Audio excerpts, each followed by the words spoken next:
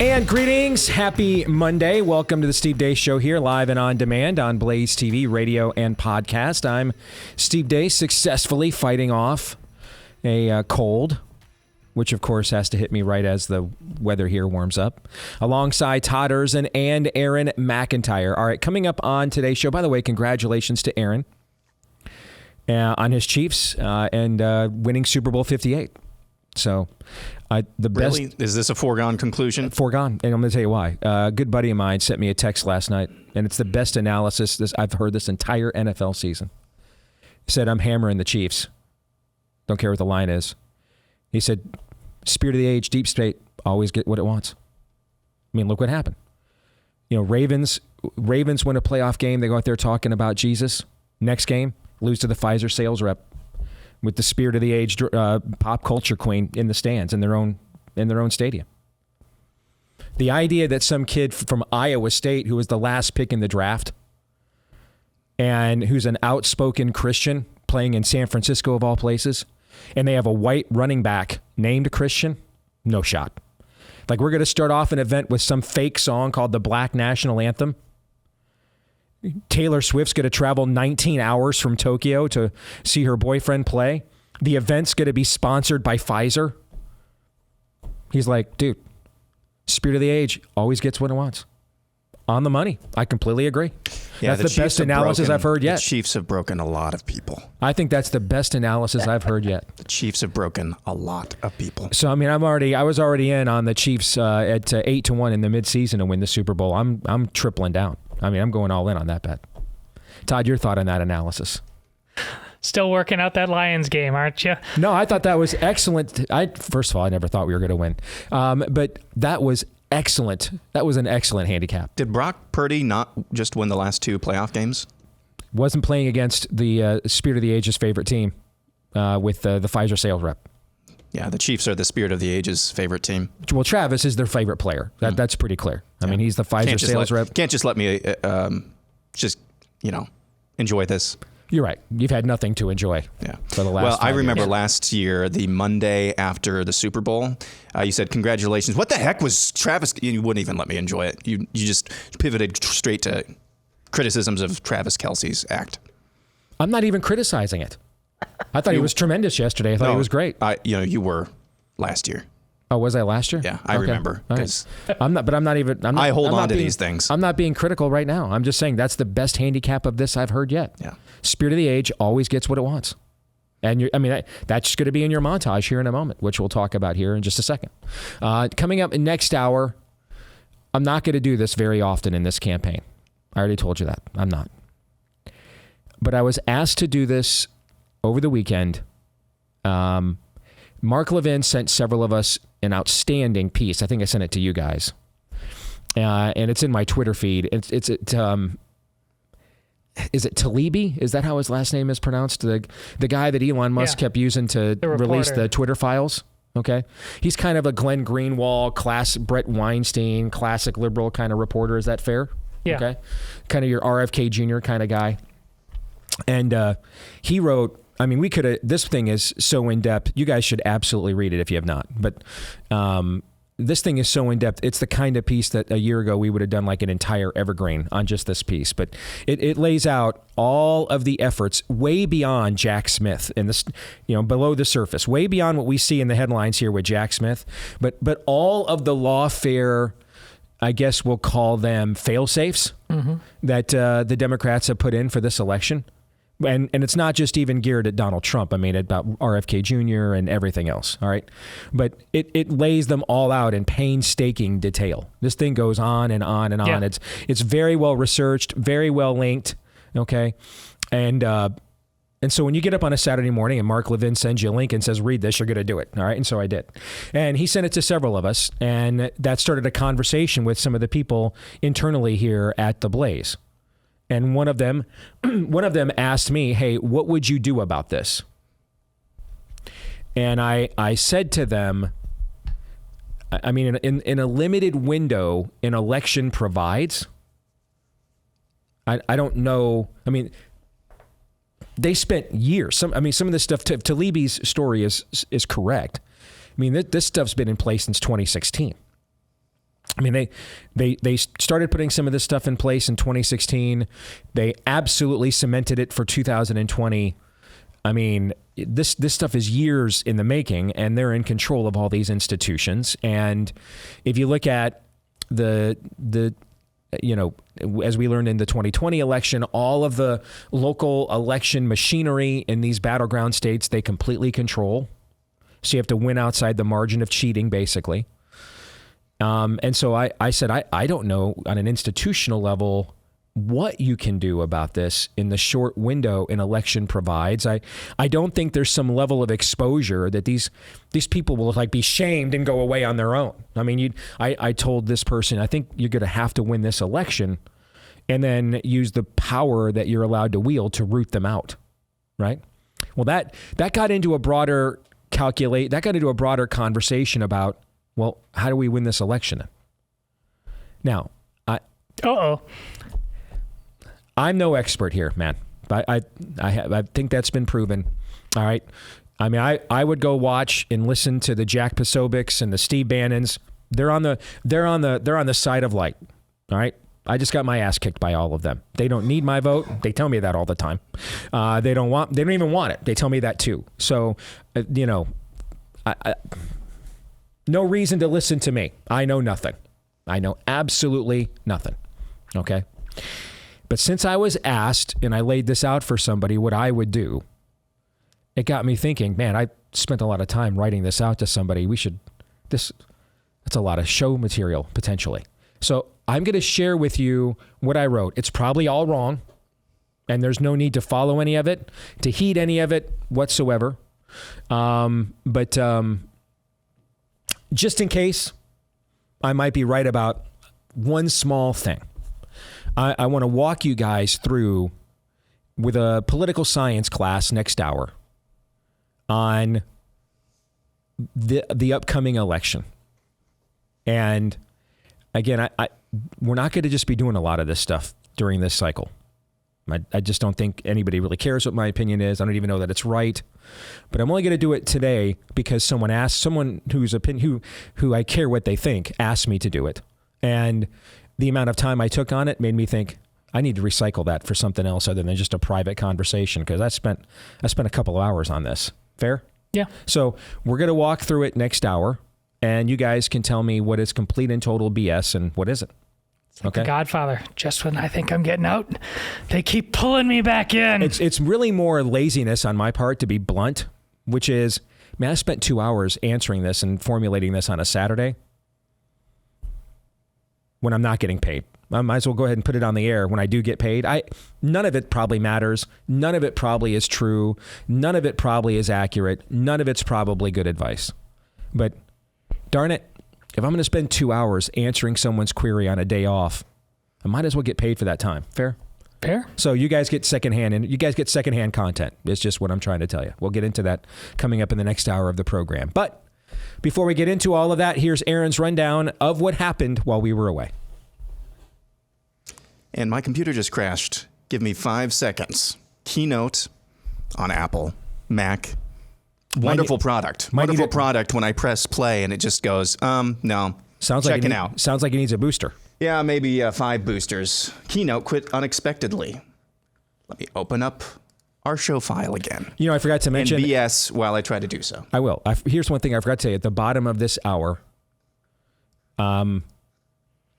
we've wondered, is there a line where the spirit of the age is pushing stuff too far, that there's some level of common sense, that it doesn't have to be some red state where Ron DeSantis is governor, or, you know, the whatever's left of the Christian church in America reacting, that just human beings made in the image of God, regardless of their belief system, are just like, no, that we're not doing that. Well, for now anyway, we may have found the answer, that there is some place that we don't dominate and control, where what can be proposed is so radical and ridiculous that even on their own, without caring what people like you and I think, because it's a place we rarely win, And when people representing us win there, they're basically Democrats. That we did find an answer recently where the people just said, all right, that's too much crazy for us. We're going to tell you about that coming up at the bottom of the hour. But now here's Aaron's rundown of what happened while we were away. What happened while we were away? Brought to you by What Are We Doing in Jordan? Guys, I'm so sorry. I have no idea what the heck is going on here. I'm going to blame it on the Travis Kelce jersey. You're going to blame it on that? I am. I'm going to blame it on the Pfizer sales rep jersey. This is ridiculous. I just played it in queue, and it worked just fine, and now it's not. Shall I do this live? No, we're not going to make you do it live. There's a ton of stuff. Do it there. live. If you want to, I'll write it and we'll do it live. If you want to try it live, you may. Go ahead. I'll give you the mic. Let me Go for it. try one more thing. Okay. I'll tell you what's coming up in the montage if I possibly can. Otherwise, we are just going to have to eschew it and maybe go down through the montage talking about Jordan. What the hell are we doing in that country? Wild escalation on the part of Iran. One more time, we're going to try this again. Live broadcasting, ladies and gentlemen. What happened while we were away? Brought to you by What Are We Doing in Jordan? And there it goes again. So, I'm giving it all she's got, I'm Captain. trying over here, guys. Nice What Travis Kelce jersey. Ever-loving heck is going on?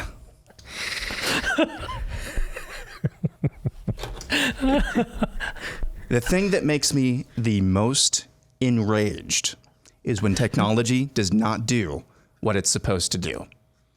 Let's just go through these stories quickly. We had 3 U.S. servicemen murdered by Iranian interest, it looks like, via drone in Jordan. Others, several others injured, from what I understand. Mm-hmm. Correct. All right. Here's where we are with that. And I know that there's not like a, yes, remind us again that we're screwed. I know that there's not a clamoring for that. Like no publisher's going to offer me a 3-book deal with a 6-figure advance to write a trilogy of books for you about how you're living in the late stages of a empire. No, there's no market for that. Nevertheless, I got into this business to tell people what I really think and to pursue the truth. And when you are in the late stages of an empire, oftentimes those aren't going to lead you to quality destinations, which is why we are going to focus on the bottom of the hour here on something that, frankly, this should not be a win. It's insulting that it is, but at this point, we'll take them when we can get them. All right. Here's the problem we have with the murder of our servicemen.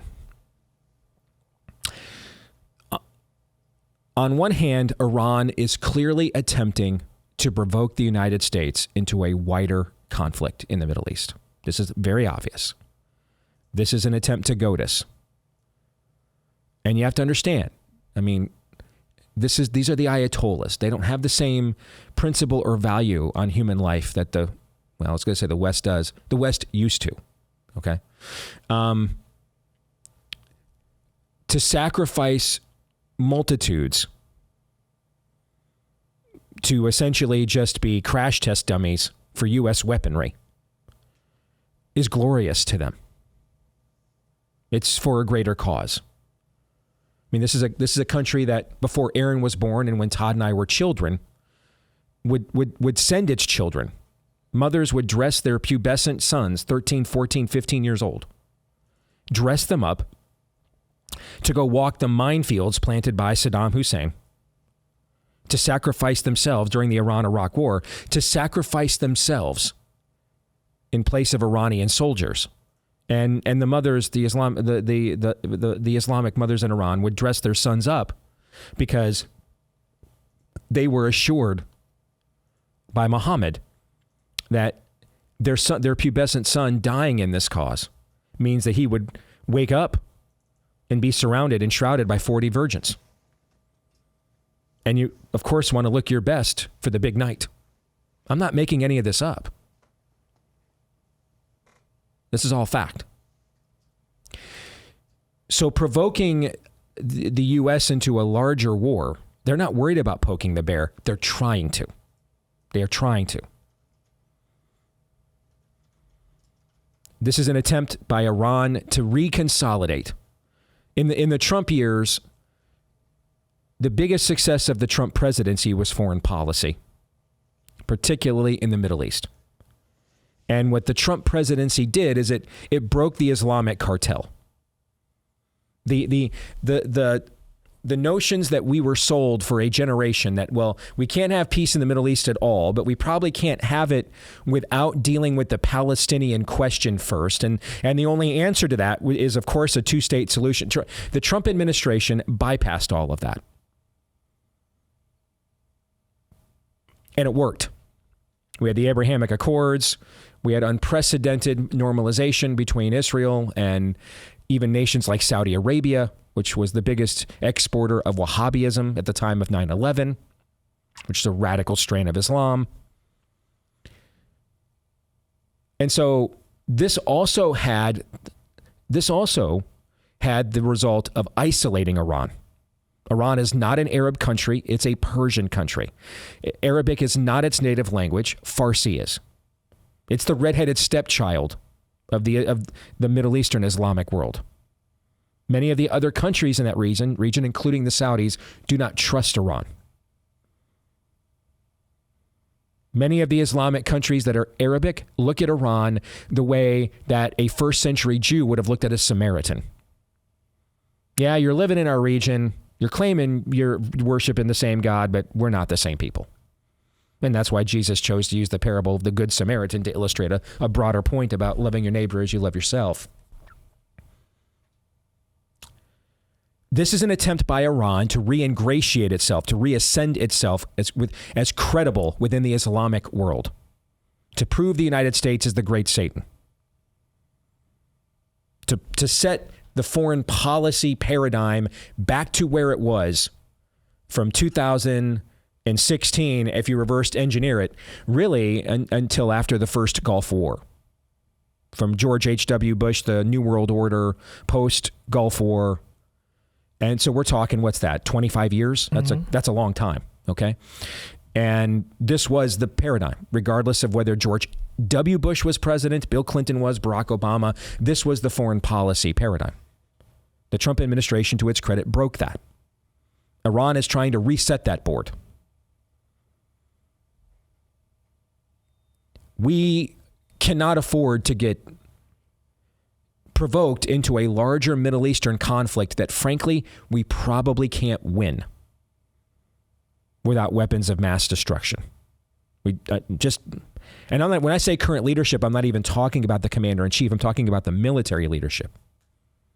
I just don't think the likelihood we could win is high. The resolve of our people, low. I've already told you, I wouldn't give my blessing to my son whatsoever dying for this country in any context other than literally Red Dawn. Like China, Iran dropping soldiers in like Clive, a suburb on the other side of Des Moines. That, short of defending the homeland itself, I would not be in favor of it as a father. However, and this is again where we've warned you can't really given the state of the world and the state of our country and our leadership, you just frankly can't, you're just not going to be able to afford to be highly doctrinal or creedal when it comes to foreign policy. There isn't. The world's too destabilized, as is our current leadership, to just say peace at all costs, forever war. I mean, the debates we had from Vietnam through, who was it? Cindy Sheehan, who was walking the earth, during the second Gulf War to protest Bush. Although that debate between those two things, forever war, whatever it takes, invade everybody if we have to.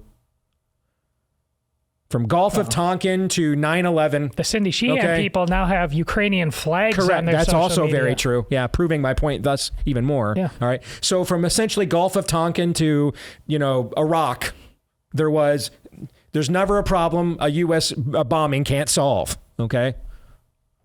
Or the other freak out, which is just, let anybody do anything they want to us. Here's the other problem, all right? Allowing Iran to murder our soldiers in broad daylight and not responding violently and viciously makes us look weak. Does weakness typically satisfy, embolden, intimidate your enemies? It's never intimidate. No. Which means you're probably if we don't, we're probably putting more U.S. servicemen at risk. More U.S. interests at risk. But if we take the bait, we take another step down Iran's broader mission here. Well, Steve, you're making it sound like we're damned if we do and we're damned if you don't. Because that's exactly where I think we are. And it's unfortunate. And there's going to be more of these situations. This is what happens in history, guys. There's only one perpetual kingdom, and it's not human in origin. Empires always end. Some, like the Greco-Roman part of Daniel's statue, take longer than the Medo-Persian part of it. But they get bronzed and put on a statue nevertheless. They get a Wikipedia page nevertheless. We used to say encyclopedia page when we were kids. They always end. And when they're in their process of ending, you can always tell because they're faced with these sort of Kobayashi Maru, catch-22s. Things aren't cut and dried because they're too compromised. And so the plumb line is lost. There's no good solution here. I mean, I'm not anxious or eager to fight another war, are you? You feeling all jingoistic this morning? I'm not. On the other hand, if we don't respond back to what they did to us, they're going to kill more. In other words, they're going to kill more whether we do or don't. I don't know what the solution is. I'd pray more for this country than you ever have. There aren't really good solutions. This is what happens when you're in the late stages of an empire. You also end up with situations where for decades, you decide you're going to import foreign countries into yours and not ask them to assimilate, but allow them to essentially congregate instead. And then they end up electing people to Congress who just say out loud, I am here on behalf of Somali interests. If you know anything about Ilhan Omar's congressional district, she represents it very well. It's little Somalia. That's exactly what it is. So of course they're cheering. That's what they want. And we told them they could have it.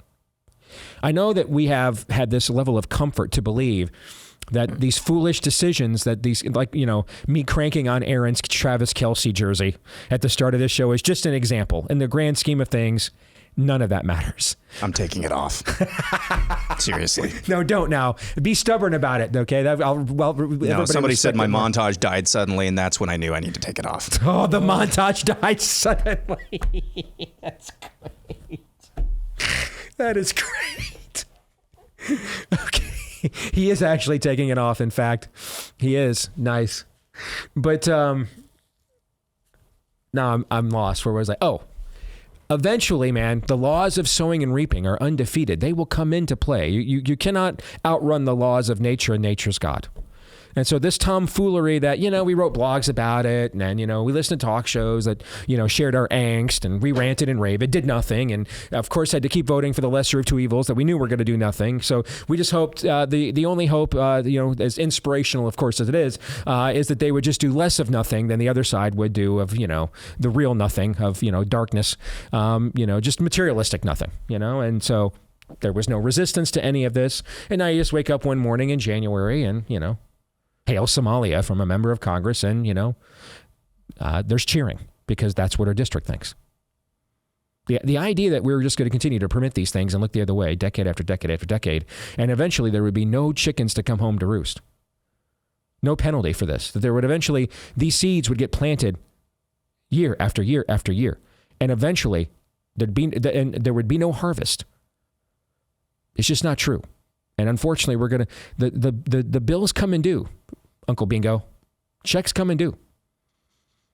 You know, like Jack Napier's Joker says in the first Michael Keaton Batman, it's Uncle Bingo. Time to pay the check. It is time to pay. It's coming now. All the things we looked the other way, we couldn't be bothered. Why do you hate the melting pot, Steve? It's all, we don't have a melting pot anymore, Todd. We gave that up with, Saturday morning cartoons. We just import worldviews now to dilute the one that we don't want to actually be in charge. But I do want to close with some good news, because the laws of sowing and reaping are a double-edged sword. It doesn't always have to be a negative. There are still some places where you can look and still find contentment, maybe even a giggle. I've given up. Aaron was going to have more from Peter McCullough in his montage of it played on the latest vaccine data. Spoiler alert, it's bad. I've given up that anybody be held accountable for any of that. Did my best, did what I could. Y'all just wanted all the same people that did that to you to get reelected, so we're going to play that one out. Good luck to you. So I've given up. I mean, there's nothing more I can do. We'll see what the Florida grand jury comes up with here at some point between now and April 1, I'm told, and we'll see if anything comes of that. But other than that, there won't be any accountability for all the suffering it caused and still causing.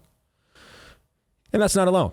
Like, Julie Swetnick still is, kind of chilling, walking around after going on national TV and accusing a Supreme Court justice with no evidence of being a gang rapist, right? I mean, Julie Swetnick's still cool. She's good.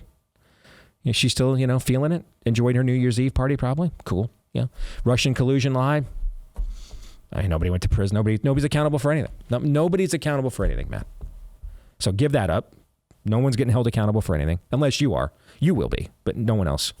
And we have no political agency. I got texted last night by my buddy Chris Wilson. He's like, "Hey man, can you highlight this tweet for me?" I looked at the tweet. It's Chris trying to pressure legislators in his home state of Oklahoma to cut taxes. That's where we are now. We got the thing the Republicans used to just do to make us go away, to satisfy us. Now you got to beg them to do that. You got to beg Republicans in Oklahoma to cut taxes. That's where we are. So no one's getting held accountable. We have no agency, really. We're all going to have to move to Florida and then probably only get to live there for the next 3 years, because who knows what happens after he leaves. Okay. But I'm here to close this out by telling you there is some good news. Because the laws of sowing and reaping are undefeated here. Take stories like what happened at the Louvre, where those savages went there and desecrated the Mona Lisa. Find your contentment in those stories. Because understand, it's the people that run places like the Louvre that cynically empowered these savages because they thought by doing so, it would give them the political power they sought by mainstreaming them and turning them on us. Well, they've routed us. We're done. But the good news, as bad as that is, there is still some good news here. The good news is that those savages aren't going to be like, "Oh, snap. I guess we're satiated. We're going to go home." Is that what locusts do? Never. So find your satisfaction in when the laws of sowing and reaping demonstrate they are still cosmically self-enforcing. And you wake up on a Sunday and you find that those savages, after they're done ending our way of life, and they did, after they're done ending our way of life, are now going to end theirs. It's the little things now. Thoughts? This is the weirdest Monday segment one. You could tell maybe football ever. Season's over. Buckle up, 2024. Yeah, we'll do the montage in the overtime. Aaron just climbed out of the trailer. He's just sitting there in a t-shirt. I know when I'm beaten. That's some bad juju. The montage died suddenly. I'm taking the jersey off me. It died suddenly. Oh. It is working now, so we'll do it in the overtime. Of course it is. Of course it is. More in a moment.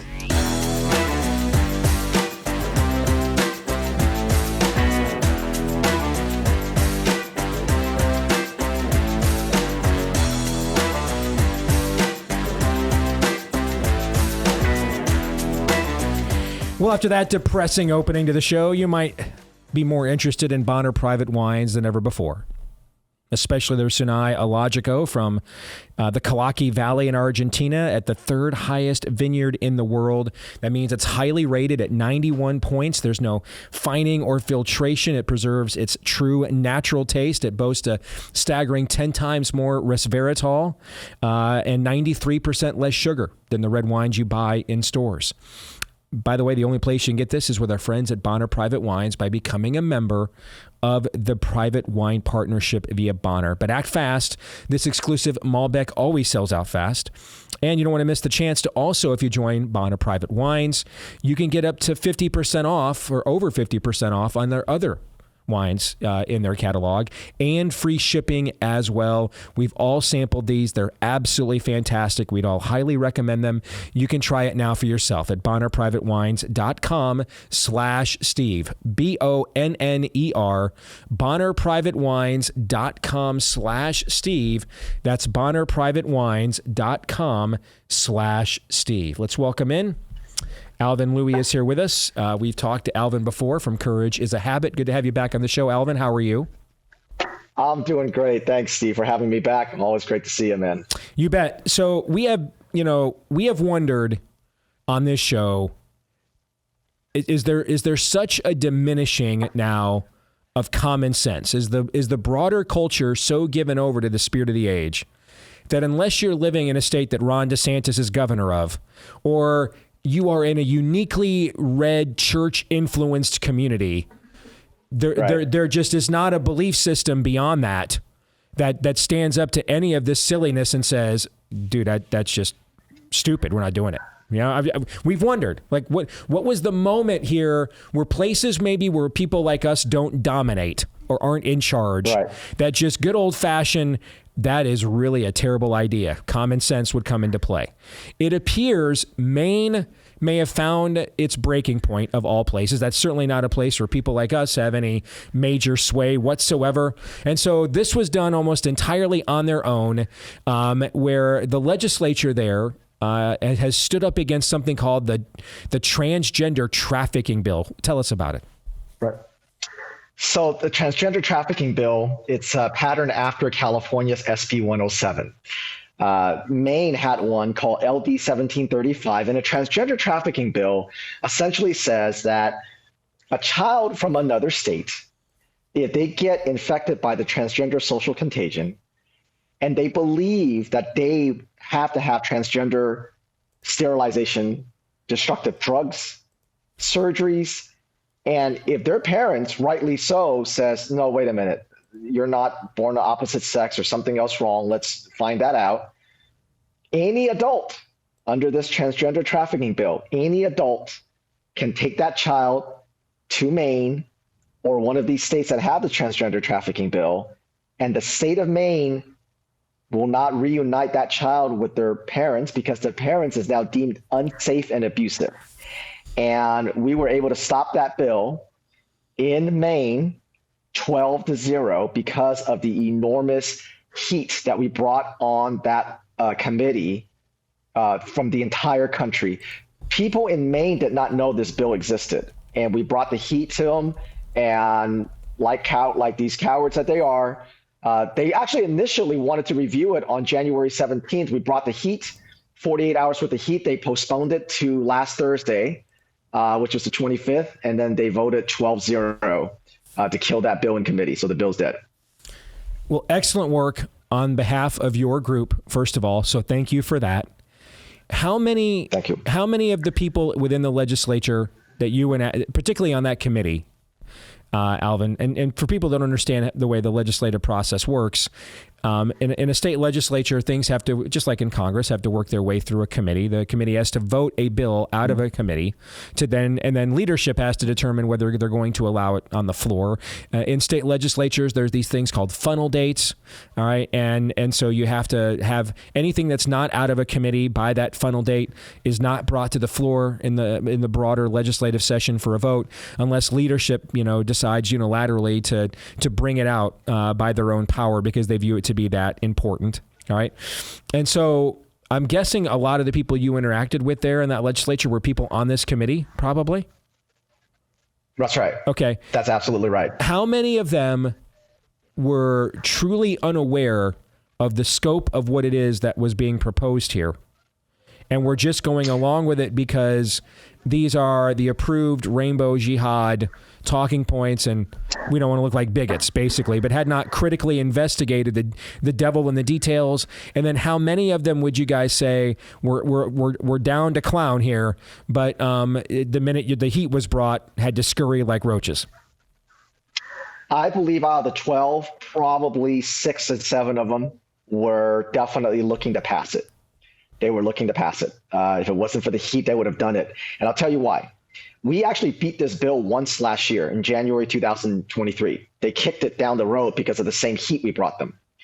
But so the fact that they try to sneak it in this year quietly, even quieter than last year, shows that they had every intention to pass it. Otherwise, they wouldn't have snuck it in again. Mm-hmm. They knew exactly what that was because we told them what it was last year, which is why they punted it to this year. So no, this isn't a long, the idea of culpable deniability when it comes to the transgender cult is absolutely zero, Steve. We give these people no quarters. We give them no culpable deniability. Everybody knows what the transgender cult is. You either support it or you don't. There's none of this. I don't know what gender affirming care is. You know what it is. It's double mastectomies and castration. It's sterilization, drugs that are irreversible to minors. It is a lifelong medical patient. Everybody knows what it is. At this point, there is no, oh, I didn't know what it was. Especially when you're in the legislature, you would know exactly what it is. Without a lot of political representation and agency in a place like Maine, where even the people who get elected that we might vote for really are just, probably just people that weren't good enough to be on Team Democrat. That's often what happens in blue states is Republicans just end up with the people that weren't good enough to be on Team Democrat. So they just slide over, become Republicans and vote like they were Democrats. So how were you able to bring pressure to bear? This is something that I think is important. Our theme on the show this year, Alvin, is Dominion. Control what you can control, right? And that's so on the surface, a lot of people would look at this thing is doomed. We can't possibly stop it in a place like Maine.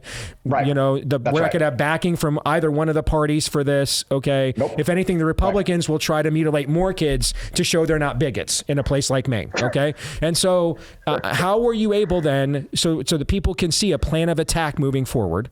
Other than calling, if this happens in my blue state, or even red state, other than calling Alvin Lui at Courage is a Habit, okay? Help us, Obi-Wan, you're our only hope, okay? What did you guys do here to bring pressure to bear in a state where, frankly, people like us just don't have a lot of agency politically?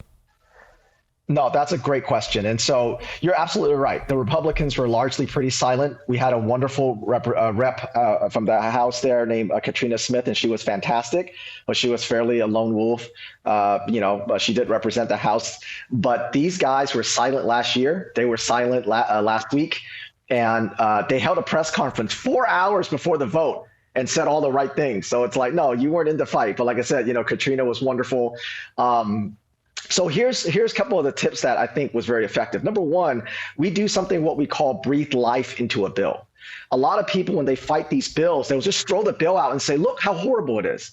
But most people, when you read the bill, it's very confusing. And especially these transgender trafficking bills, they write it confusing on purpose. So what we do is we want to put the faces to these bills. So we put these 8 people that we felt that were going to vote for it, and we said, here's your transgender traffickers. They know exactly what they're doing, and we put the face to the bill.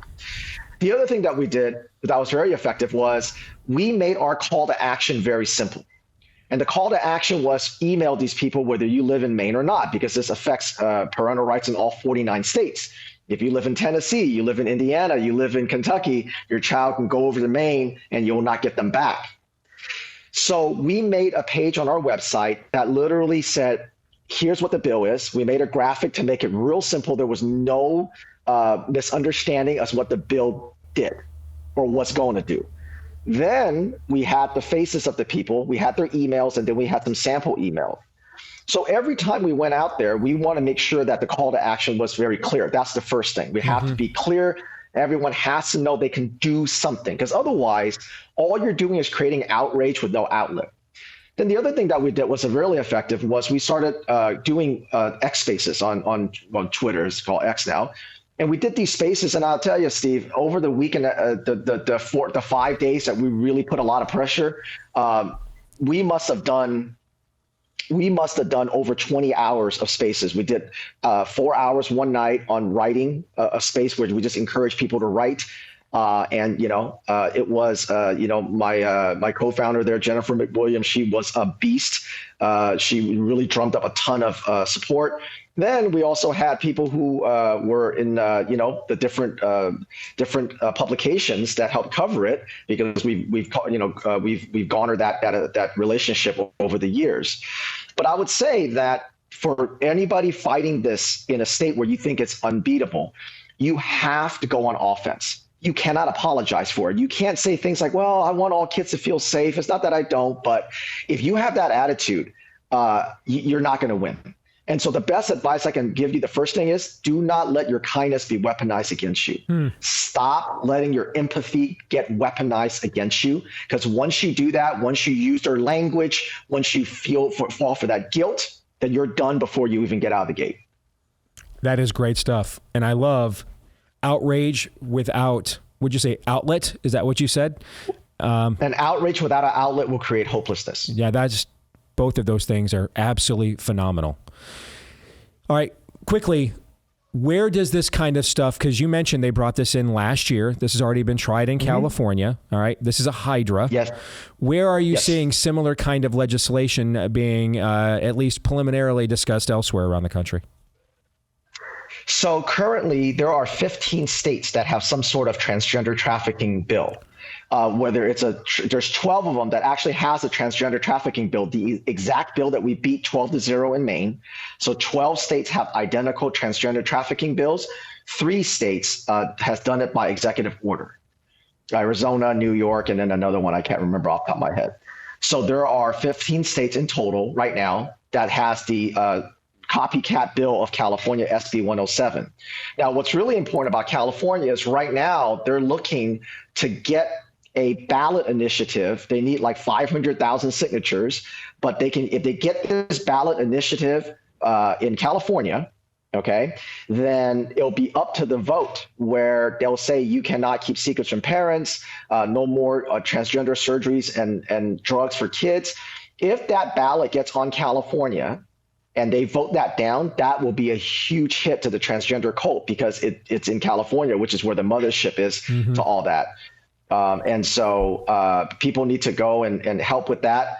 And it's really just an important initiative. And I'll give you the link so that you can put it in your show notes for everybody. Yeah, go ahead. What is that? It's kidscal.com, but I might have gotten that wrong. So I want to give you that link to make sure that you get it in your show notes. All right. People are listening to this right now. They want to hook up with you guys and say, hey, we need your help. Yeah. How can they do that, Alvin? Absolutely. So go over to courageisahabit.org.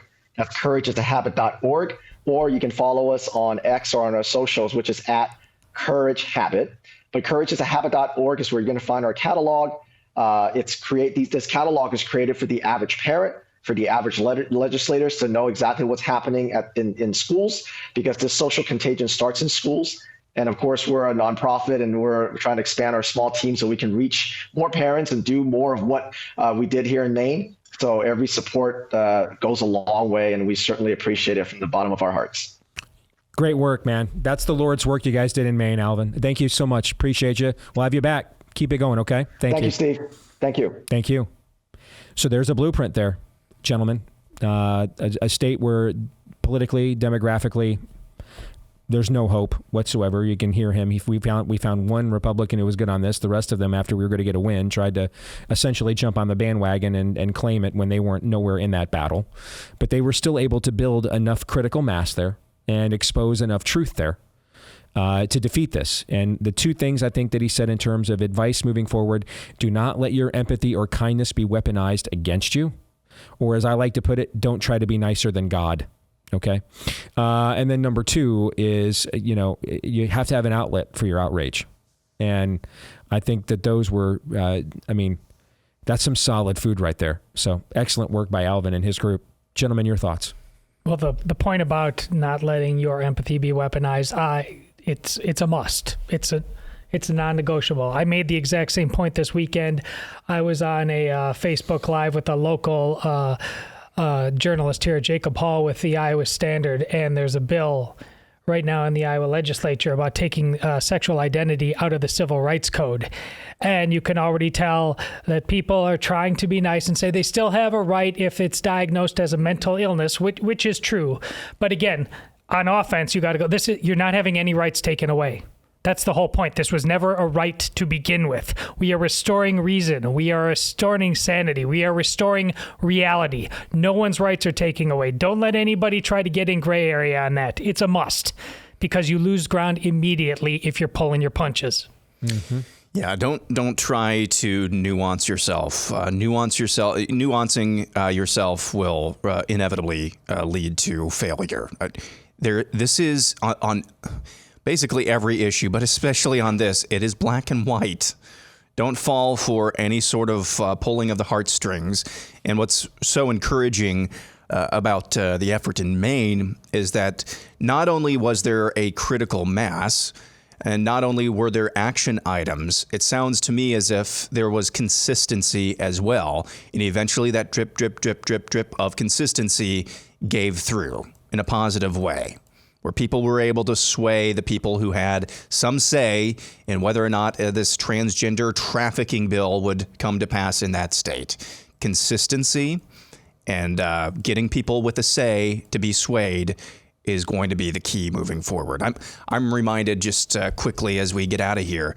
I don't know if you told this story, but when the battles over so-called same-sex marriage, which doesn't exist, were going down, I think in our legislature, there was one legislator who was on the right side of that issue, but said he was pestered every single day he was in his office by a couple. Mm-hmm. A couple. Yep. And that's, he stayed strong as far as I'm aware. He did. But that wears down on legislators one way or another.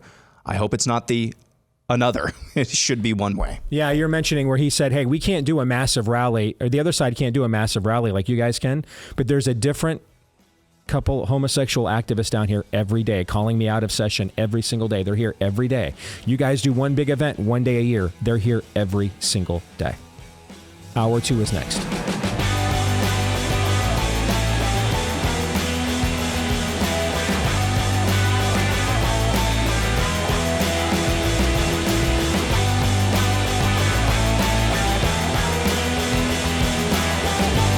And greetings, back with Hour 2, live and on demand on BlazeTV, radio, and podcast. Steve Deace here with literally the man of 1,000 wardrobes today, Aaron McIntyre. Spokane, you're up. Aaron is literally going to wear anything that will cause our technology to work properly today, trying to reverse the juju over there. Todd Erzin is here with us as well. So are you. Let us know what you think about what we think via the stevedeace.com inbox. You can access it by emailing the show, steve@stevedeace.com. That's DEACE. Like us on Facebook, MeWe, and Gab. Follow me at Steve Deace Show on Twitter, Getter, Instagram, and TikTok. You can also find me with a 5-star review, or I'd like to find your, 5-star review on iTunes or any of the podcast platforms that you prefer. Please help us continue to grow by hitting us with those 5-star reviews. Thank you to all of you who have, and make sure to hit subscribe, or if you are on iTunes, follow. That way, every time we do a brand new episode, it will show up in your feed every single time. And given the conversation we are about to have, I'm not sure there has been a better time to remind you about our friends at My Patriot Supply, because by the time we're done with this conversation, you are probably going to seriously consider becoming a client. Go to preparewithdace.com, save $200 on an essential 3-month emergency food kit. That's breakfast, lunch, dinner, even drinks and snacks, sealed inside ultra durable packaging. They last up to 25 years with proper storage, over 2,000 plus calories a day that you need just in case. Because the last time, what you guys remember the last time, Todd, you were just reminding us, the last time we had a 49ers Chiefs Super Bowl in February, the rest of the year kind of sucked. Fair? To put it mildly. Yeah. So might want to hear that sound, Aaron rebooting computers. It's always good to hear that too when you're live on the air, when your producer engineer is rebooting equipment. You can hear that when you're live on the air. That's always great to hear. Is a little paperclip guy that talks to you showing up and giving you any advice? All right, anyway, back to My Patriot Supply. They've got almost 24 different meals inside, so you can mix and match. So at least if it does go down, you'll have a variety of delicious meals. All right, get $200 in savings, and if you order by 3 p.m., free same-day shipping, too, at preparewithdace.com. That's preparewithdace.com, and My Patriot Supply. Get access to it now at preparewithdace.com. All right, so Saturday morning, I wake up. First text I see, 7 a.m. I get a text from the great one. Read this. All right, man. When a guy who has sold approximately 70 million books texts you on a Saturday morning and says, read this, Todd, I think at that point, there's only one thing to do. Read it. Okay? So I did. And here's my one-word review. Yikes. Okay? It's a piece written by Matt Taibbi. I think that's how his name's pronounced. And if I got it wrong, Matt, I apologize. But as I mentioned last hour, he's kind of in this this Glenn Greenwald, Brett Weinstein, RFK Jr., Joe Rogan group of classical liberals who are kind of rebelling. Bill Maher to some extent. Although Maher seems more, I saw that he had Adam Schiff on his roundtable this past week. So Maher, I probably because he's on HBO, still feels as if he's got to make alms to the spirit of the age, on his program. I don't think he's quite, maybe red pill's not the word, but quite as detoxed as the other names. But these people are kind of all in a similar group. Mm-hmm. Fair? Okay. And he has a piece out. And it's on all of my socials right now. On purpose, during the break, I placed it on all of my socials right now if you are listening live here at 1:04 Eastern Time. So whether you're on Getter, Gab, MeWe, Facebook, or X/Twitter, it's the first thing in my feed right this minute. Now, if you're listening to the podcast later, that won't be the case. Other stuff will get posted, but at least you'll know what you're looking for. And it has this caption. All right, I put the same caption with it. Quite the read, which claims in great detail the plans Democrats have to use lawfare to win this election by hook or by crook, even beyond what Jack Smith is up to. We all see above the surface. Shots fired at RFK Jr. as well. The piece is called "Is the Electoral Fix Already In?" That's the name of the piece. Is the electoral fix already in? And in this piece, it's extremely detailed, extremely well sourced. It's the kind of piece that, we did a series of evergreens last year on, long think pieces that we wanted to be able to break down and have long form conversations about. This would absolutely qualify for something like that. I would highly recommend you read it.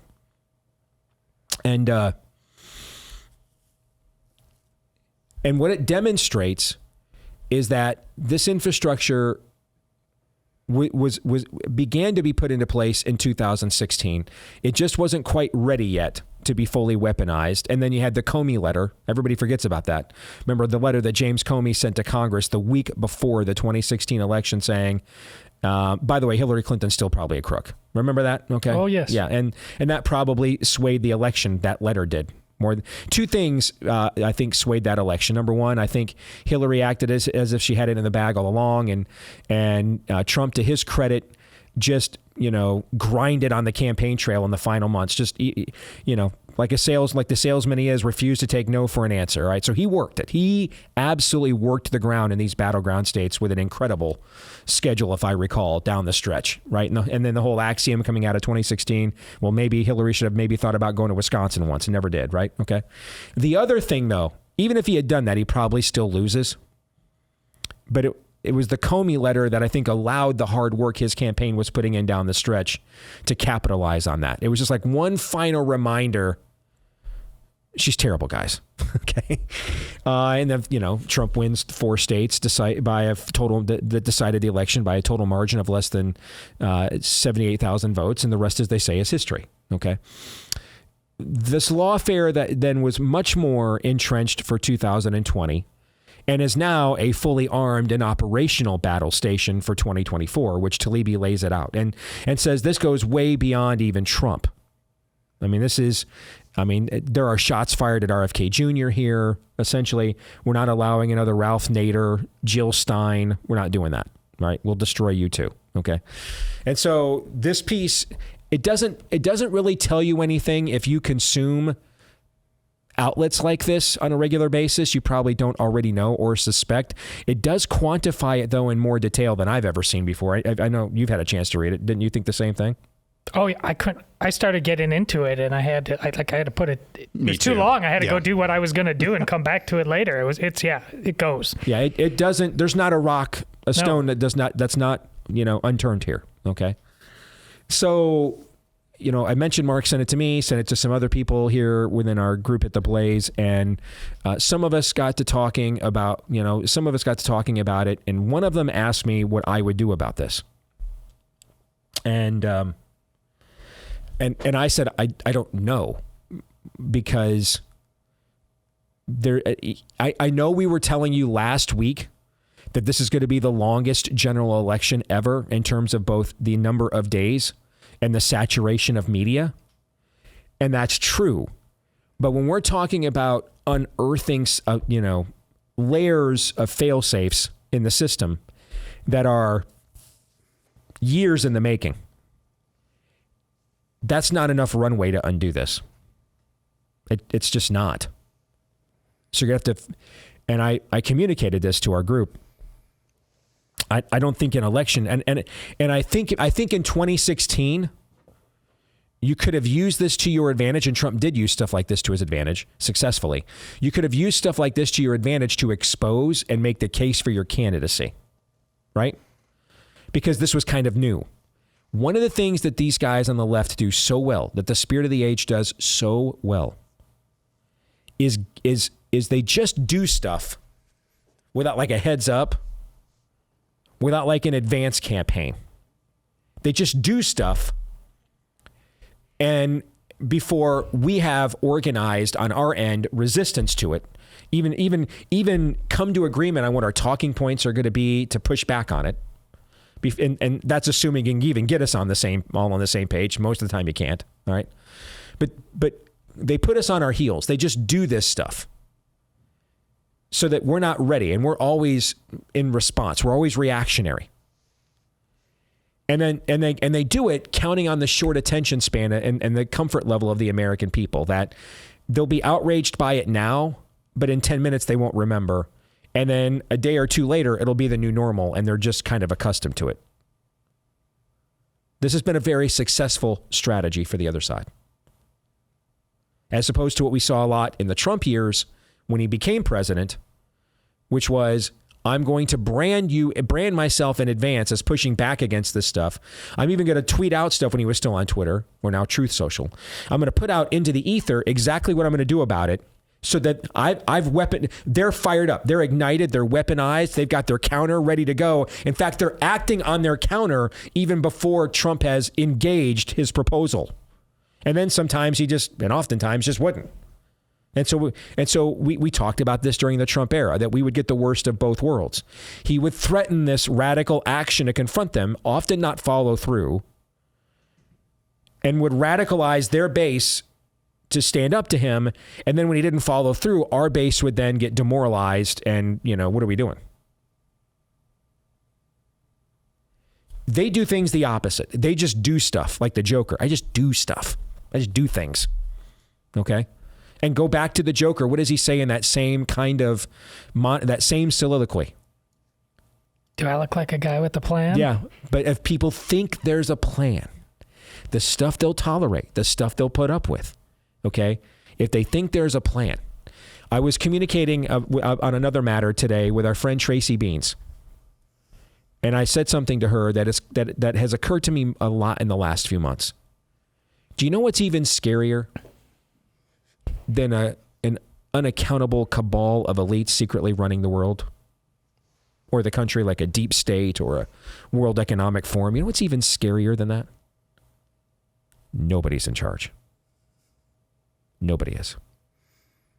And I'm increasingly coming to that conclusion, because that's truly demonic chaos, agents of chaos. There is no plan. Because I'm starting to think that if these people were really in charge, we wouldn't know who Yuval Harari is, let alone have all of his greatest hits plastered all over the internet. You see what I'm saying? Mm-hmm. I mean, they would have just done his stuff, and we would have found out after the fact when we're already on the trains being sent, wherever to the camps. They're not going to tell us in advance. I mean, they're not. I kind of think that if COVID was as coordinated of a plan as we think it was, they wouldn't let a schmuck from Iowa write 2 best-selling books about it. You know what I'm saying? I mean, I just kind of think that they would have shut that whole thing down by now, don't you think? They would have called to Jeff Bezos and said, hey, bro, why are we putting that book up there on your website going against our plan? They'd have done stuff like that. I think what you're saying is when nobody's in charge, there's one entity in charge. Correct. When I say no one in charge, I mean human. That's what I mean. Yeah. And so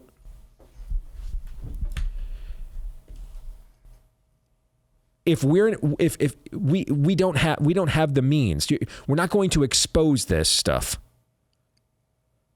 And I wrote back to our group, who that comes to the Blaze or any meaningful site on the right would be like radicalized by this. Like they would be like, wow, I hadn't considered they were willing to, after P-tapes and Russian collusion and Ukrainian quid pro quo, I kind of just looked the other way at all of this for all these years, and now it's suddenly I'm finally convinced that these people have to be. You see what I'm saying? Mm-hmm. And within our audiences, this story is almost white noise now, isn't it? Yeah, because it's so well known. That goes back to, they just do this stuff, even among us. They just do this stuff, and it's just like, well, I mean, I guess, okay, it's normal. It's conditions now. What are we going to do about it? It's already it's in place.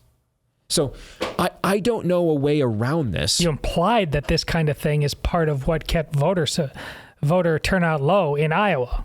This was not out yet, but we were talking about the reasons why just on Friday. Yeah. I don't know a way around this other than you have to win an election despite this.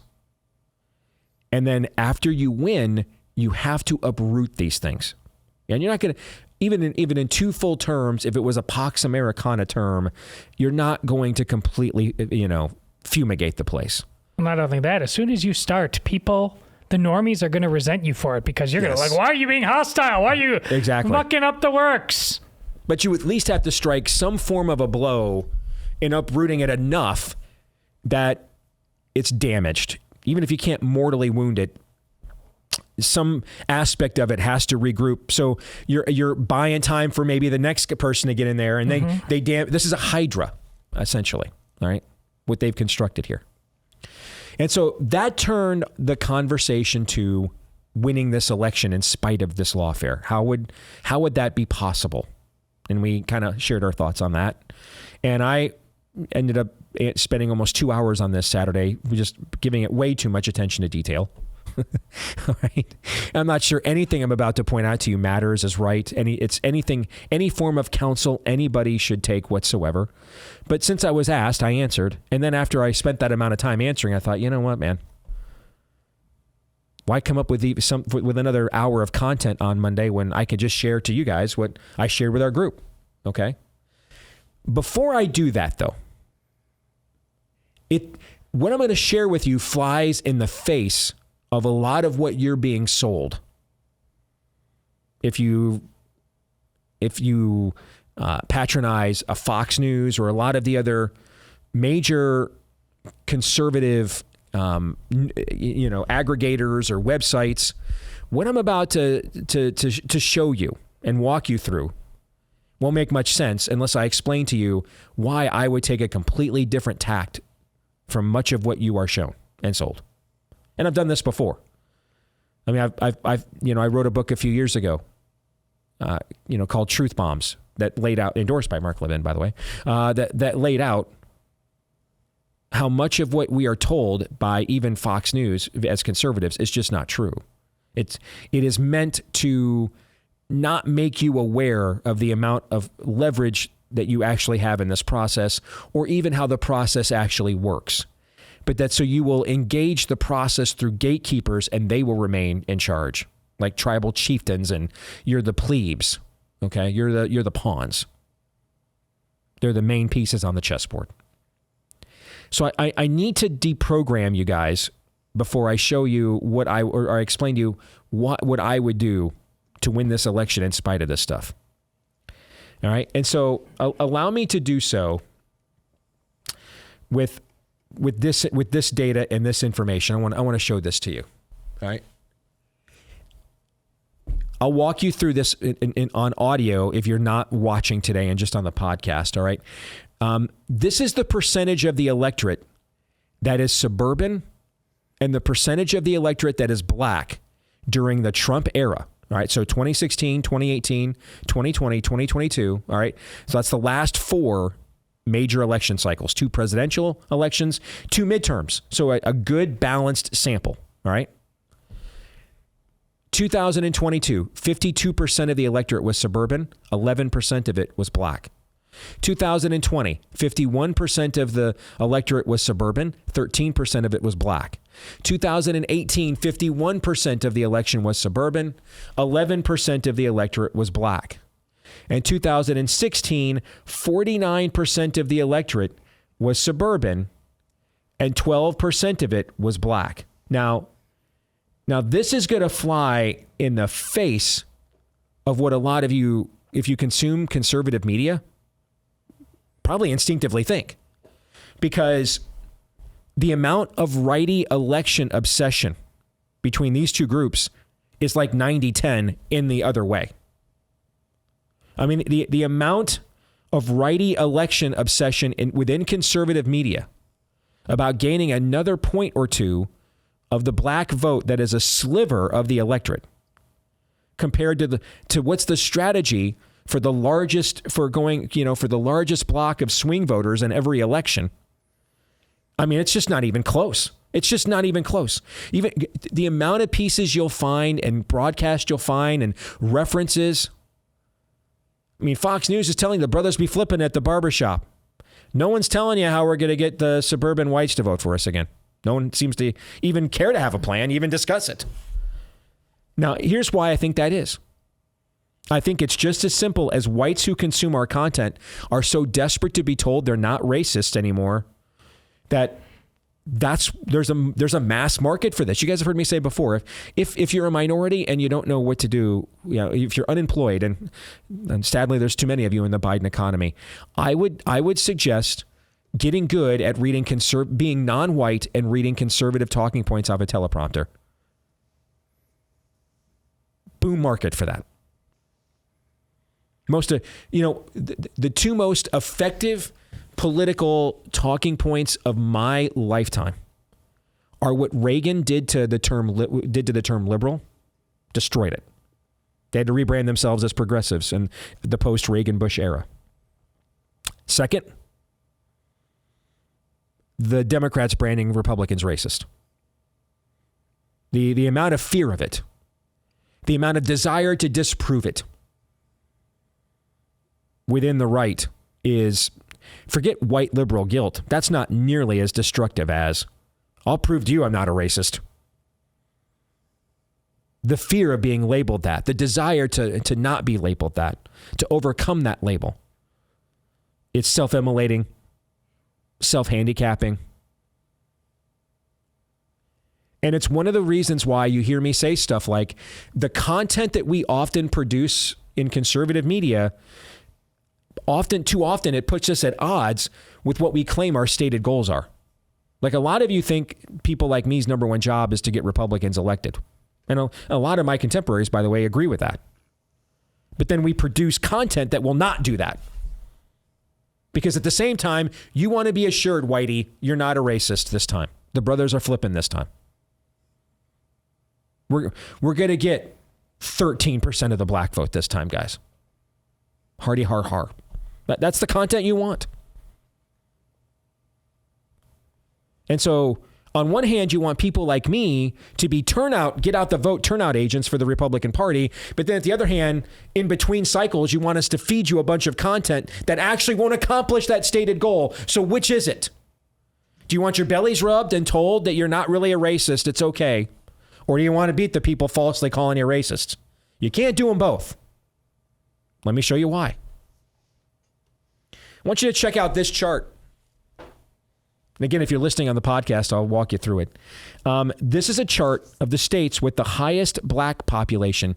These are the 16 states in the union whose black populations are higher than the national average. The national average right now is 14% of the population nationwide is black. There's only 16 states that have higher than national average black populations. That may surprise you in and of itself. What's going to really blow your mind? Most of them are red states. If we broke down these 16 states, we would break them down into 6 red states, 5 blue states, and 5 swing states. I mean, look at the list. Mississippi, Louisiana, Alabama, South Carolina. These are places that a Democrat nominee has no chance to win a presidential election. None. Don't even bother trying. Don't even show up. Probably haven't seen this on Fox News before, I'm guessing, when they told you the brothers be flipping at the barbershop. Well, Steve, we just can't overcome these black voters in these cities and these swing states. Well, how many blacks in New Orleans do you think are voting Republican, Todd? What do you think the number is? Low. Pretty low. Close to maybe 0? Yeah. Yeah. Is Wisconsin on this list? No. Pennsylvania? Nope. Pennsylvania's not on this list. See, you know why you're losing these states? It's not because, oh no, Milwaukee County came in again. You're losing the suburbs in these states. That's why. But you don't want to be told that. You want to be told you're not racist because you've been falsely called that for 30 years. And so you're so desirous of being absolved of that sin that you never committed, that we're committing another sin now of my people perish for a lack of knowledge. If you look at the 5 states on this list that are swing states, Georgia Georgia wasn't a swing state when you and I were growing up. Georgia wasn't a swing state when Aaron was still in college. It just became a swing state. Suburbs. North Carolina, one of the largest suburban states in the country. Research Triangle. Virginia was a red state, then became a swing state like Ohio that Republicans could win, and then became a blue state. How? Bunch of whites, progressive whites moved into the suburbs there. Not because the black vote in Richmond. No. Were the blacks in Richmond voting for Ronald Reagan in 1984, Todd? No, they weren't. They weren't. They weren't, actually, no. And Florida, Michigan. Michigan, I guess you could say because of Detroit, historically there's a large black population in there, but it's also a very heavily suburban state. The suburbs are killing us. I shared this chart with some people I know. People are very well connected in this business. One of them who spends millions each election cycle for a group you would know. You would all know this group. Household name on the right. Spends millions each election cycle on behalf of that group trying to get Republicans elected. Here's what he told me, quote, I tell my donors that this chasing after the black vote is a waste of money, and there's much more a crossover appeal with Hispanics who are also moving into the suburbs now, but they don't want to hear it. They're just tired of being called racist, unquote. These are successful, wealthy donors who even when you just show them you're wasting, this is a waste of money. Stop spending this money. Again, what did Alvin Lui say last segment? Don't let your kindness and empathy be weaponized against you. That's exactly what we're talking about here. Yes, it is. Even wealthy men who can buy and sell whole networks like the Blaze if they wanted tomorrow. Just taking money like the Joker and lighting it on fire because I have to show I'm not a bad person. You're not a bad person, just an extremely stupid one. Here's another little birdie. Look at this. Quote. Oh, we skipped one, I think, Aaron. That's the next one. I helped coordinate Jared Kushner because he ran the 2020 campaign. Thank you. He ran the 2020 campaign for Trump. Look at this. Look at this. I helped coordinate Jared Kushner's 2020 black neighborhood canvassing in battleground states. Our canvassers were more likely to get assaulted for being Republicans than convince voters to support us. That's what he told me. Told me this in writing. Text.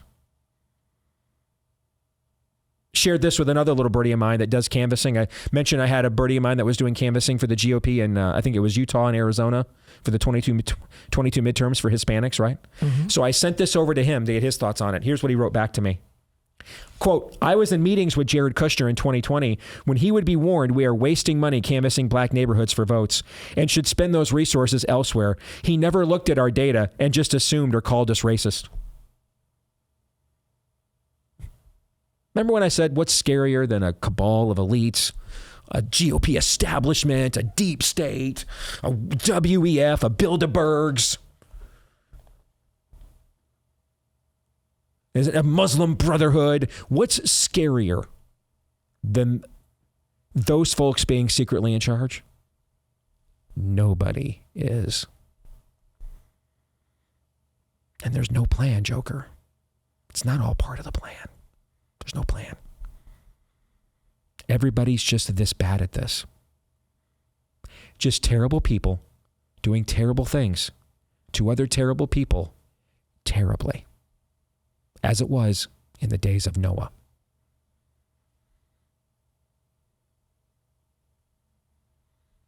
The amount of content, nevertheless, despite this data, that we will produce about how we're going to win an extra point or two of voters that represent a sliver of the electorate and mostly do not live in places we could even win. Does it matter if you get 20% of the black vote in Maryland? Does it matter? No, it doesn't matter. That'd be an incredible task, by the way. Wouldn't change who gets Maryland's electoral college votes.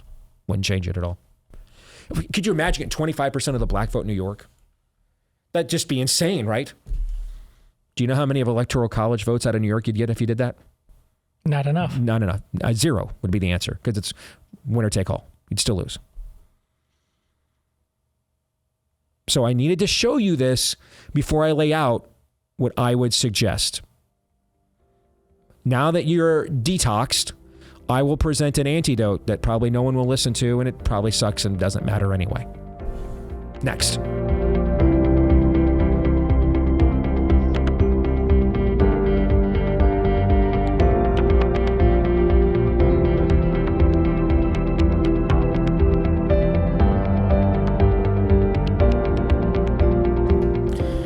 For over a decade now, Patriot Mobile has been on the vanguard of America's parallel economy as America's only, really American, mobile phone provider. And when I say only, trust me, they are the only one.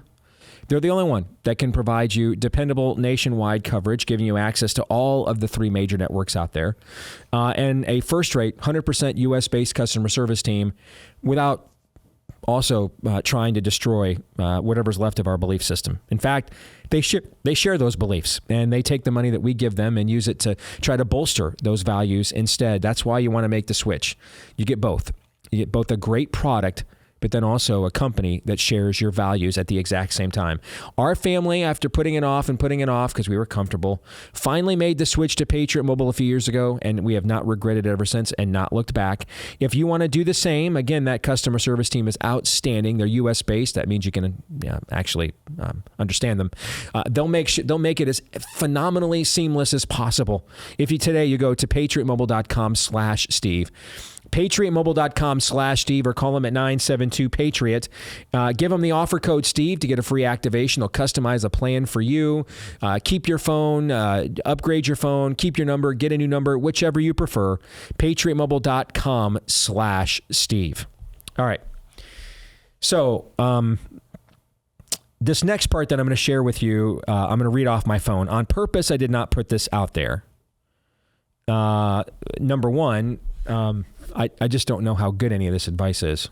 I mean, I kind of feel like it's the most, I'm just being transparent here. I remember after Romney lost the 2012 election and John McCain was brought on the Sunday morning shows the next week to talk about why Republicans keep losing. And I'm thinking, Well, dude, if you know what it took to win, why didn't you just do it when you were the nominee? You know what I'm saying? I mean, this party, and particularly Fox, love to bring out people that got their asses kicked to tell the people that, you know, we would prefer win anyway, how to do better. You know what I'm saying? Okay. Who's the guy who told you, I'm not the enemy, Deace? Yes. Reince. Yeah. Reince Priebus. Yes. Okay. You know, and so that is kind of a thing on the right, which is to recycle losers. I'm a loser. Okay. I just got my ass kicked in my own home state. Bad. So I would listen to another Steve. I'd go listen to Bannon. I'd trust his advice more than mine. So this is, you know, there's no need. I don't need to be out on Twitter giving campaign advice to people who just kicked my ass. I don't need to be doing that. Okay. And then they won a presidential election when I wasn't supporting them. And then when I vehemently support them, they lost. So I could be my own problem here. Maybe if I just would have stayed out of the Trump camp all along, maybe we'd still be president now. I don't know. Maybe I'm the jinx. Okay, that's entirely possible. All right. But I'm going to share it with you because I was asked. And this is our show and our little community here, and we can have these conversations amongst themselves. Doesn't mean I, would suggest tagging anybody in the Trump team with any of this counsel, because they don't need it. To the victors go the spoils, man. And they wouldn't. And even if any of this turns out to be right, and that would just be probably blind, stupid luck, they're not going to listen to it from me anyway. But just in case, on one hand, yes, I had an hour of airtime to kill today, and I figured I'd put all this work in. Might as well share it with you. But there's another reason. Just in case. You never know. You never know. Every now and then I'm right. Not very often. But just in case, this is one of those rare times I'm right. Figured I'd go on the record now. Over under. Is this the thing that finally gets you to CPAC? Oh, no. No. Nothing other than a Trump tramp stamp would get me to CPAC. And I'd have to probably display it. Speak facing the other way so that you would just hear me talking with the tramp stamp facing you. That's probably what it would require at this point. All right. So 4 points, and these are on my phone. All right. Take them one by one. You guys tell me what you think. You ready? Yeah, probably not. Number 1. Whatever it takes to better brand Trump, or at least his policies, as more inspirational / positive. Do it now. I would, because this was asked me if I was running his campaign, what would I do? All right. The number one thing I would need to do is get his unfavorables down. Number 1. I can't run a whole campaign on Biden's too old and will glitch out. What if he doesn't? What if they hide him? And then like if he glitches out in August, they'll just remove him. If he glitches out in September, let's remove him. Now, if he glitches out the last week of October, like a Comey thing, it's too late then, and that works in my favor. But I can't build an entire campaign around a circumstance I have no control over. That's a terrible way to build any form of an endeavor. Here, let me build it around factors that may or may not occur that I have no part in determining if they will. Let me bank the whole thing on variables. No one sets anything up like that. Okay, so basically, you're asking what the hell happened to MAGA? Are we going to MAGA or not? Yeah.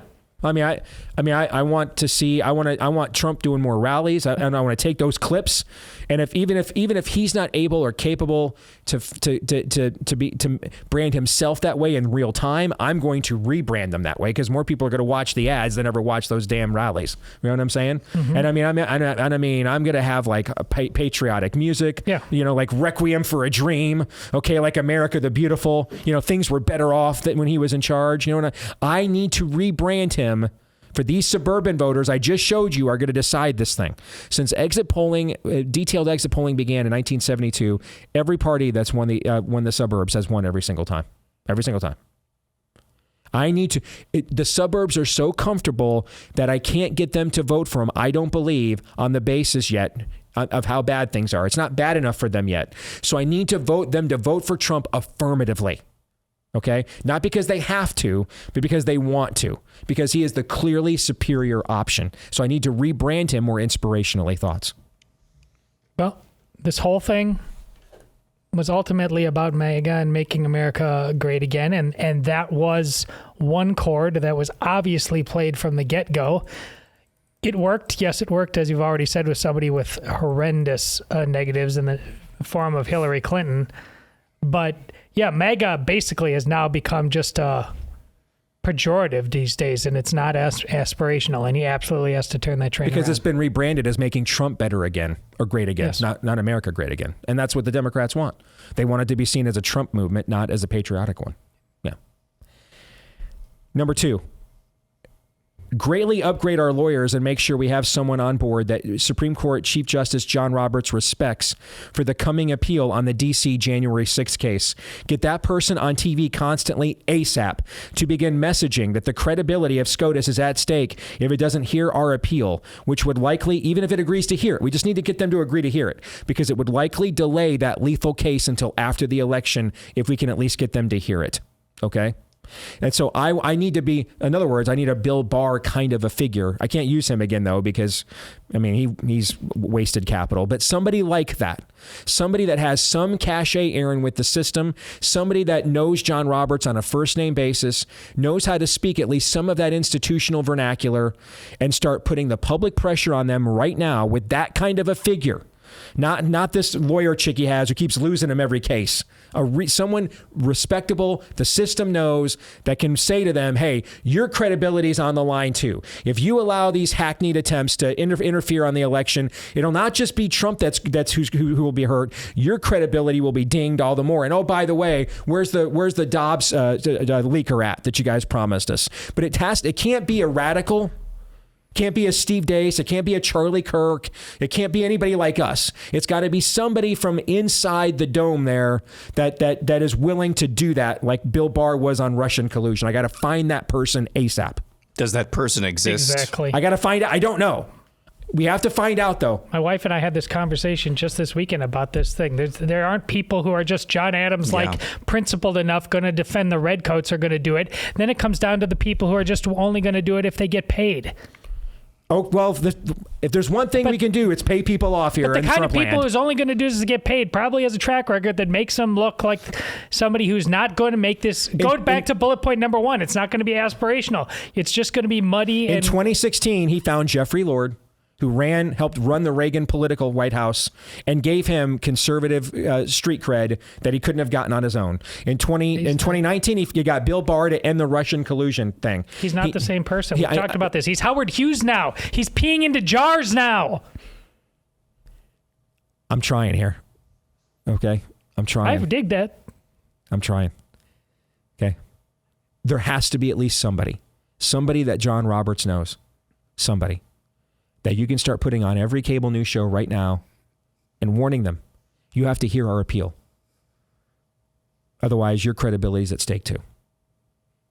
Number 3, I need a battleground state polling narrative ahead of the Democratic cheating. I'm not doing huge national ad buys like the Super Bowl, not doing anything like that. Final Four, nothing like that. I am focusing all my advertising, and I'm starting it now. Now. I cannot let Democrats, while I'm in trials and everything else, run all these ads for the next 4 to 4 months while I'm rebuilding my war chest here. I cannot have them destroying me on the air. I need to start doing this now. I'm focusing on advertising in Arizona, Michigan, Wisconsin, Pennsylvania, etc. I'm not running a single damn ad in Alabama, South Carolina, none of those places. I don't care if I win those places by 24 or 11. It doesn't matter. I get the same amount of electoral college votes either way. But I'm focusing my fire on the swing states now. I'm not doing the typical, we do the swing state strategy at the end. I'm doing it now and all the way through so that I'm not getting completely destroyed 10-1 by Democrat ads in those states in the spring and summer months. This surprises me a little bit. Can you buy Super Bowl ads regionally? Yes. There's like certain local avails that are in there. Like if you, that's why those are still a huge rate. Yes. But if you have to start now, and this goes back to bullet point number 1, if you have to make it mega itself great again, don't you use the Super Bowl right now, at least regionally? No, I'm not spending a half of. I wouldn't. No. I don't know what those rates are, but even in the battleground states, a Milwaukee rate would be astronomical. Detroit rate would be astronomical as well. Not that they don't have the. Well, where is the money coming from, by the way? That's another question I've had. Number 4, I am choosing a running mate early. and unleashing that person with two primary goals. First, this spring and summer, it needs to be someone who can ignite our base and perhaps be a stand-in for Trump while he is on trial in D.C. I would be working on that contingency now so that I don't have my candidate isn't off the board, but my ticket is still on the campaign trail. We all know that if there's many more weeks like the one that just happened, the only answer would be Ron DeSantis. Second, this would be a person I would dispatch in the fall as my emissary to the suburbs. I would park this person so this spring and summer, I need this person to help re-energize Republican turnout. It is down, it's bad, and it's been bad for well over a year. I need to change that. And it's not just, well, people aren't showing up because they looked at the polls and Trump can't be beaten. They didn't show up in the midterm, or they didn't show up in the special elections or off years last year either. We have a turnout problem. I need to reignite that. I don't think it's a strength of Trump to reach out to people that way. So I would just go get somebody that might be able to speak to those folks and have them do it. And then I need this person to be capable of essentially being the standard bearer while if I'm off the board during a 6-week trial in Washington, D.C. for my life, basically. And then if I get past both of those things, I need that person post-Labor Day to just live in the suburbs of Phoenix, Philadelphia, Pittsburgh, Detroit, Milwaukee, Atlanta, etc. Thoughts? I'm just going to say there's no obvious, even close to obvious answer who's best suited to do that. Based on what we just saw this week, on how Ron DeSantis has spent his time as governor and still as a national leader, and how people are making it abundantly clear that's our guy. Donald Trump has spent the last week just ripping on us. We're not doing this. There's nobody who can put Humpty together again right now, like Ron DeSantis could, vis-a-vis what you're talking about. Who jumps to mind that even could do it 50% as well? Who's the person? I'll entertain it because I know and I'll entertain it because I know it's not within Donald Trump. After everything he did to Ron DeSantis, to then say, "Come on, help me do this." Let me give you a name, someone whose opinion I really respect, and gave me a couple of things like Nikki Haley, that story, and some other things that turned out to be true a year in advance. This person is listening to this and just texted this to me in real time. He said, "I don't like him, but you guys are looking at Tim Scott wrong. It's not about sending Tim Scott to the barbershop. It's about sending Tim Scott to the whiteys in the suburbs to make them feel better." That I could see, actually. Tim Scott is the kind of figure that our soft, and I hate saying it because not my cup of tea Republican by any stretch, but he is the kind of figure that would show the soft-headed suburbanites the softer side of Sears. And I don't have to feel, I can go to church and I go to my tennis club. And yeah, I voted for Trump. And I didn't vote for a racist. We have a black vice president. These people are that shallow. I could see this actually being effective. But that's not going to take our people off the bench. I agree. It doesn't help with the GOP base turnout problem. I agree it does not. I agree it doesn't. But I do think it could help on the suburb side. I do think that would help on that side. But I still think there is a GOP base turnout problem. I agree with that. Now, how much of that GOP base turnout problem exists, like if it gets down to the end here and people feel like I still got to vote to win? You know what I'm saying? It is unquestionably a problem right now, But Aaron, you have any thoughts on that with Tim Scott really quick? Never underestimate the level of soft-headedness of the average American suburbanite. So, yeah, I could see that happening. I also wonder if where RFK Jr. comes in here as well. It's being reported that RFK Jr. himself has said that Trump reached out to him, or at least the Trump team reached out to him to see about running as vice president. And Trump has denied that, or his crew has denied that. I wonder what RFK Jr.'s strategy here is. Because another X factor, I don't know how big of a block they will be in this upcoming election, but the university vote, I don't know. But if I were RFK Jr., why wouldn't you live on the campuses of UW Madison, Ann Arbor, University of Michigan, Penn State? Why wouldn't you live on those campuses? You see what I'm getting at here? I don't know if there's any way that the Trump camp, because here's what I'm trying to articulate. You're trying to peel support away from Biden because most of those individuals, young folks, are not going to ever vote for you anyway. So you're trying to peel support away from Biden, 1 or 2 points, something like that. I wonder if they're considering that at all. Guys, the more I think about it, I'm warming up to the idea of Scott. Not saying it would be my cup of tea, but he helps you with the Nikki Haley wing of the party who hates you. All right.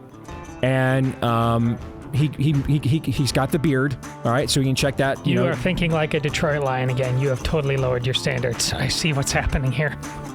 So has this entire era. Romans 8:28.